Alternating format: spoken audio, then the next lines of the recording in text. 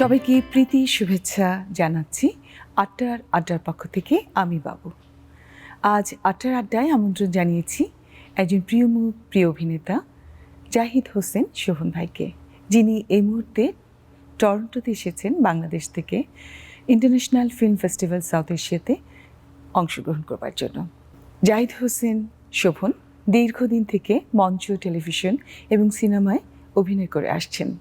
আজ আমাদের স্টুডিওতে তাকে পেয়ে আমরা ভীষণ আনন্দিত। জাহিদ হোসেন শোভন, কেমন আছেন? কেমন লাগছে? খুব ভালো আছি।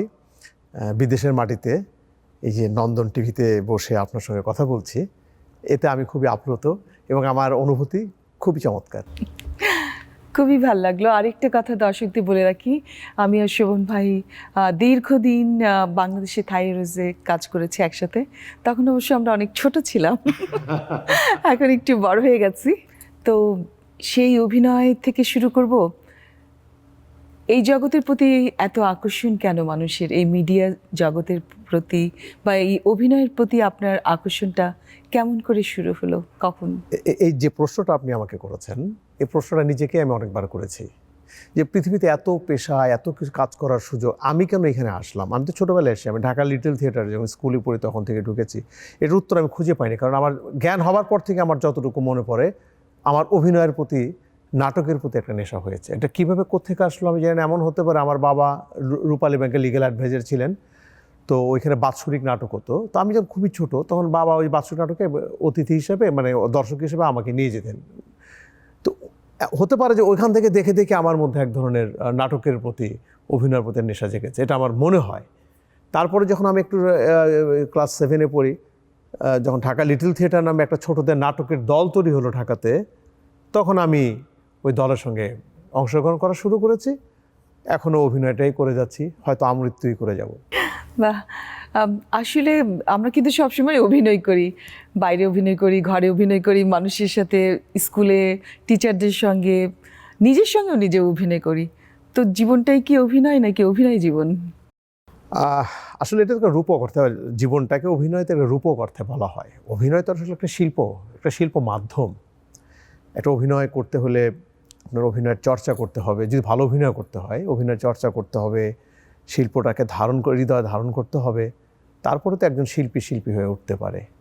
আর বাস্তব জীবনে যেটা বলা হয়, যে আপনি যেটা বললেন যে আমরা বাস্তব জীবনে করছি, নিজের সঙ্গে নিজে করছি, সেটা রূপক অর্থে বলা হয়। শোভন ভাই, আপনি তো বাংলাদেশে অনেক বছর অভিনয় করেছেন। মাঝে মাঝে নিশ্চয়ই বাংলাদেশের যে সময়টা যাচ্ছে, অনিশ্চয়তা বা অন্য কিছু, এসব ছেড়ে ছুড়ে কি কখনো বাইরে চলে আসতে ইচ্ছে করেছে, বা অভিনয় ছেড়ে চলে আসতে ইচ্ছে করেছে কখনো? এটা সত্যি কথা যে বাংলাদেশের অভিনয়ে যদি এখন অনেকটা পেশাগতভাবে সবাই অনেকেই নিচ্ছে, কিন্তু তারপরে জায়গাটা একটু, আমি এখনও পর্যন্ত অতটা শক্তিশালী হয়ে উঠিনি। সবার জন্য না, কিছু কিছু শিল্পীদের জন্য হয়েছে, কিন্তু ম্যাক্সিমাম শিল্পীদের জন্য মানে জায়গাটা অতটা শক্তিশালী হয়নি। মাঝে মধ্যে ইনসিকিউর ফিল করি। আর বিদেশে চলে যাওয়ার ব্যাপারে যে বললেন, আমি তো 93-তে একবার চলেও গিয়েছিলাম, কিন্তু আসলে অভিনয় যেহেতু করতে পারছিলাম না, অল্প কয়েকদিন পরে আমি আমার দেশে ফিরে গিয়েছি। দেশে ফিরে যাওয়ার পর আমি অভিনয় নিয়ে আছি। বিদেশের মাটিতে গিয়ে থেকে যাওয়ার পরিকল্পনা এখনো পর্যন্ত নাই। আমি এটা ইচ্ছা আমার, যতদিন আমি থাকবো দেশেই থাকবো, দেশের মানুষের সঙ্গে অভিনয় করেই থাকবো বাংলাদেশে। অভিনয়টা আপনার একটা প্যাশন, সব ভালোবাসা বলেন, এখন ভালোবাসা, পেশা, নেশা, সবই হচ্ছে আমার এখন অভিনয়। তো বাংলাদেশে এই সময়ে নাট্য আন্দোলন বা কি ভূমিকা, এখন কেমন যাচ্ছে দিনগুলি নাটকের, থিয়েটার? আসলে আমরা যখন ছোট ছিলাম, যে ঢুকেছি, মানে ঢাকা লিটল থিয়েটার, পরবর্তীতে পদাতিক নাট্য সংসদ, তারপরে থিয়েটার মমতাজউদ্দিন আহমেদ বা আরামবাগ বলে অনেকেই, তখন থিয়েটারটাকে আসলে কি অন্তর দিয়ে করতাম এবং অত্যন্ত রমরম একটা ভাব ছিল আমাদের। মূলত আমরা চর্চাটা হতো মহিলা সমিতি মঞ্চ, বেইলি রোডে, যেটা আর গাইড হাউসেই আমরা মূলত করতাম। আর রিহার্সেলের চর্চাটা তো বেশিরভাগ নাটকের দলের ক্ষেত্রে টিএসসিতে। এখন তো শিল্পকলা একাডেমি খুব আধুনিকভাবে একটা মঞ্চ, 3টা মঞ্চ নির্মাণ করেছেন, ওখানে রিহার্সেলের রুমও করেছেন। আমরা ফ্যাসিলিটিস অনেক পেয়েছি, কিন্তু আগের যে মনের যে একটা টান ছিল হয়তো আছে, কিন্তু মানে আমার কাছে ওই জিনিসটা, আমরা যেমন ওই বাস যদি বন্ধ থাকতো, বাস যদি না পাতো, হেঁটেই চলে যেতাম। নাটক যদি কোনো মাসে 3-4টা শো না হতো, মনে হতো কি নাই এই মাসটা আমার বৃথা গেল। এখনকার নতুন প্রজন্মে যারা থিয়েটারে এসছে তাদের মানসিকতাটা ঠিক বোঝা ওঠা যাচ্ছে না। কারণ আমরা যখন থিয়েটার করতাম তখন টেলিভিশনে অভিনয়, সিনেমা অভিনয় নিয়ে খুব একটা মাথা ঘামাতাম না, মঞ্চটাই ছিল আমাদের কাছে মুখ্য। কিন্তু এখনকার জেনারেশনের মধ্যে টেলিভিশনেরও একটা ঝোঁক আছে, কিন্তু আমি এটাকে পজিটিভলি নেই। এই কারণে টেলিভিশন নাটক বলেন, চলচ্চিত্র বলেন, এখানে অভিনয় করতে গেলে অভিনয় জানা লোক দরকার। আসলে মাঝখানে কিছুদিন দেখা গিয়েছিল যে অভিনয় না জানা লোকগুলি এখানে বেশি প্রভাব বিস্তার করে ফেলছিল। ইদানিংয়ের কিছু যে ওটিটি প্ল্যাটফর্ম আসার পর আমরা যে লক্ষ্য করছি যে অনেক ছোট ছোট চরিত্র, মানে ছোট উপস্থিতির চরিত্রেও ভালো ভালো অভিনেতারা কাজ করছে। কেন করছে? কারণ এদেরকে গ্রুপ থিয়েটার থেকে আনা হচ্ছে। অতএব আমি গ্রুপ থিয়েটার করছি, তার মানে আমি ওই মঞ্চের পাশাপাশি টেলিভিশনে, সিনেমাতে অভিনয় করবো, সেই ধরনের মানসিকতাটাকে আমি খুবই পজিটিভ ওয়েতে দেখছি। কিন্তু আমরা যে শুধু থিয়েটার, ধ্যান ধারণা, চিন্তা চেতনা থিয়েটার ছিল, এখন সম্ভবত শুধুমাত্র থিয়েটার না, থিয়েটারের বাইরে টেলিভিশন, নাটক, মানে চলচ্চিত্র, এগুলিতেই বিস্তৃত হয়ে গেছে। বাট এটা অবশ্যই পজিটিভ। আগে কেমন প্রাণ চাঞ্চল্য ছিল, উদ্দাম ছিল, উচ্ছ্বাস ছিল, একদম মানে দৌড়ে যায় না। আর এখন আরো কোভিড হওয়ার পরে বোধহয় আরো একটু স্তীমিত। কোভিড হওয়ার পরেও হয়েছে। আর এছাড়াও আমাদের দেশের যে বাস্তবতার যেটা, সেটা হচ্ছে আর্থসামাজিক একটু, মানুষ অনেক মধ্যবিত্ত পরিবার একটু কঠিন অবস্থায় পড়ে গেছে। ট্রাফিক জ্যামটা একটা বিশাল ব্যাপার হয়ে গেছে। এই জ্যামের কারণে অনেকে, যেমন আমি নিজেই অনেক সময় যেতে ইচ্ছা করলে জ্যামের কথা মনে হলেই আমি বলি না, থাক, পরের শো দেখবো বা পরের শোটা এরকম হয়ে গেছে একদম। আর মধ্যবিত্ত, আগে তো আসলে মধ্যবিত্তদের হাতেও কিছু পয়সা জমাতে পারতেন, যেটাতে ওনারা সিনেমা দেখতেন, নাটক দেখতেন।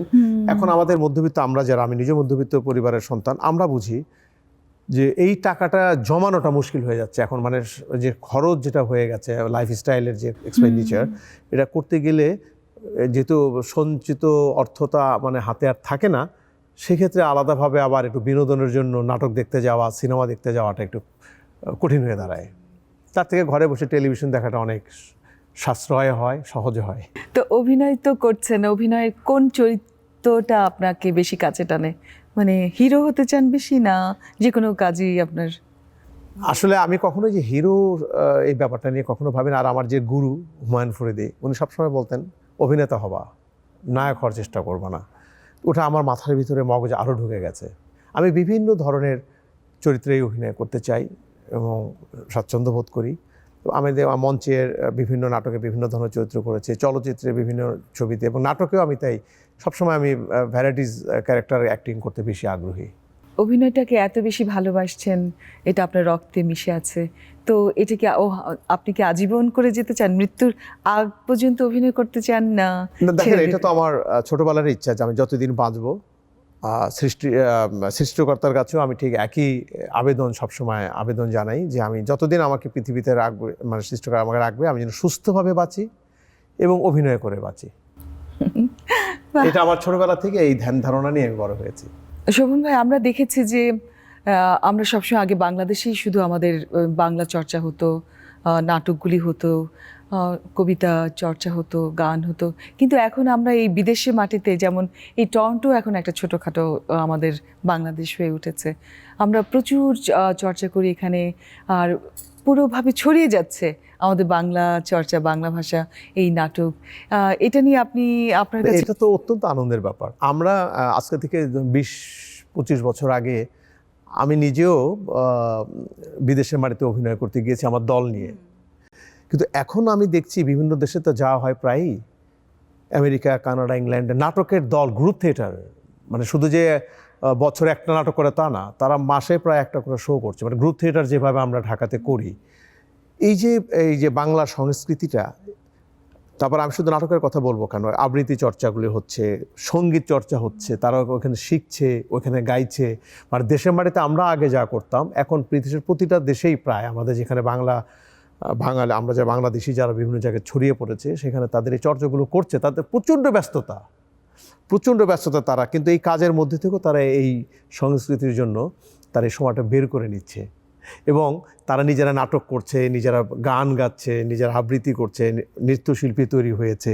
এটা আমি অত্যন্ত পজিটিভলি দেখি। আগে তো আমরা বিদেশে করতে যেতাম, আমার তো মনে হচ্ছে এখন আমরা বিদেশে দেখতে যাব, যে নিউ ইয়র্কে টরন্টোতে নাটক হচ্ছে, বাংলাদেশ থেকে চলে এই শোটা ভালো করছে টরন্টোর ওরা সবাই, চলো দেখে আসি, বা নিউ ইয়র্কে বা ইংল্যান্ডে করছে লন্ডনে, চলো দেখে আসি। আমি তো এটা খুবই আশাবাদী এবং আমি এই যে স্টুডিওতে আমি বসে আছি এই নন্দন টেলিভিশনে, এটার যে আমি যে সেট আপ এবং যে স্টুডিওতে আমি নিজেও 11 বছর টেলিভিশনে চাকরি করেছি, এটার যে সেট আপ, আমি মুগ্ধ।